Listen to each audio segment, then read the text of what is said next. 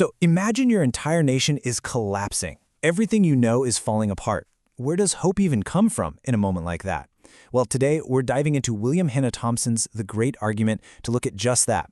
He unpacks the prophecies of Jeremiah, a guy who spoke about a radical, unbelievable future right in the middle of a national catastrophe. Let's break down this incredible vision of hope. First things first, let's get a feel for who this man Jeremiah really was. According to Thomson, he wasn't some distant, stoic figure up in an ivory tower. No, he was a deeply sensitive person, a man who felt every single blow to his people, personally. He was literally living through the complete disintegration of his world, a patriot forced to watch his country march straight towards destruction.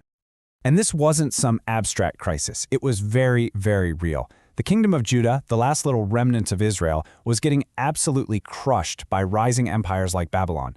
For the average person living then, the future just looked like an endless, brutal cycle of war, exile, and despair. Hope? Yeah, that was in seriously short supply.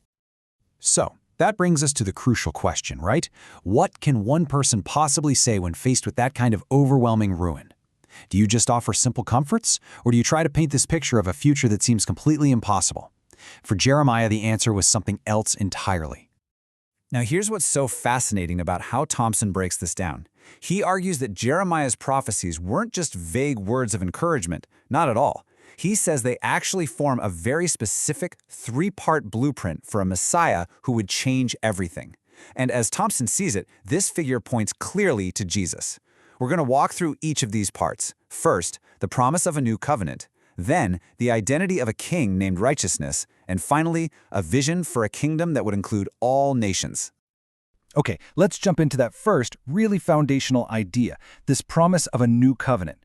And you got to understand, this wasn't just a minor tweak to the system they already had. This was a total revolution in how humanity would relate to God.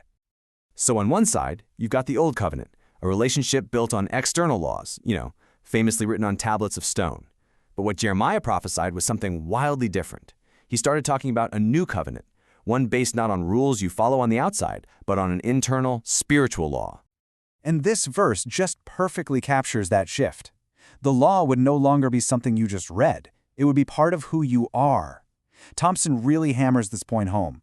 This prophecy moves the center of faith away from a sacred object in a temple and puts it directly into the conscience and heart of every single individual.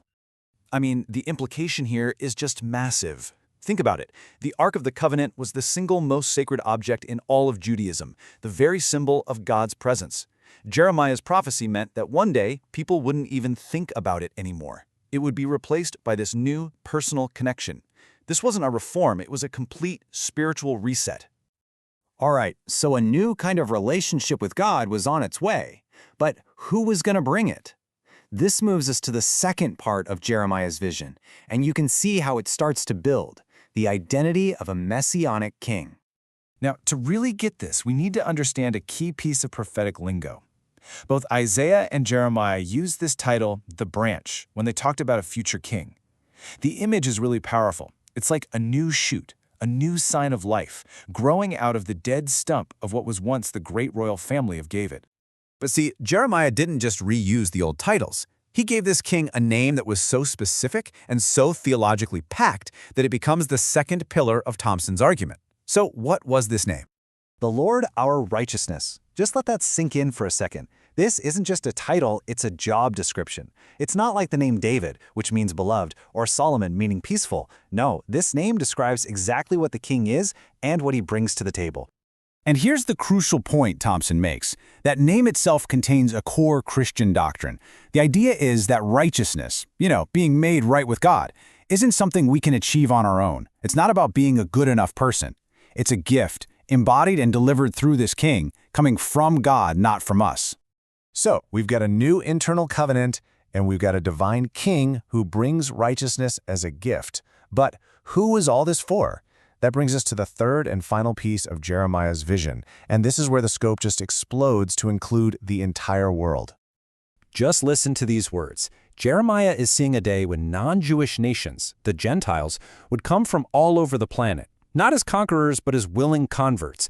They would show up and actually renounce their old gods, turning instead to the God of Israel. Thomson really highlights just how stunning this must have been. You have to remember, Jeremiah was a man who probably never traveled far from his own devastated country.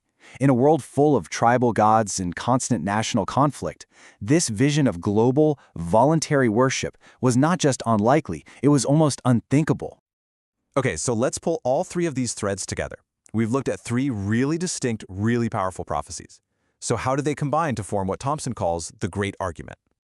So just to recap, Jeremiah saw a Messiah who would bring in a new covenant written on the human heart, who would literally be named the Lord our righteousness, and whose kingdom would eventually open its doors to embrace all the nations of the earth. And this right here is the heart of Thomson's analysis. These weren't just three random predictions. They were interlocking pieces of a single, coherent portrait. A personal covenant in the heart requires a divine source of righteousness, which in turn explains why it would have this universal appeal, way beyond the borders of any one nation. It all fits together. Which leaves us with the final big question that's really at the center of Thomson's work. How does a man, trapped in a moment of complete national failure and despair, manage to articulate a vision of a spiritual future that is not only global and transformative, but also breathtakingly specific? That is the question that the Great Argument leaves us all to ponder.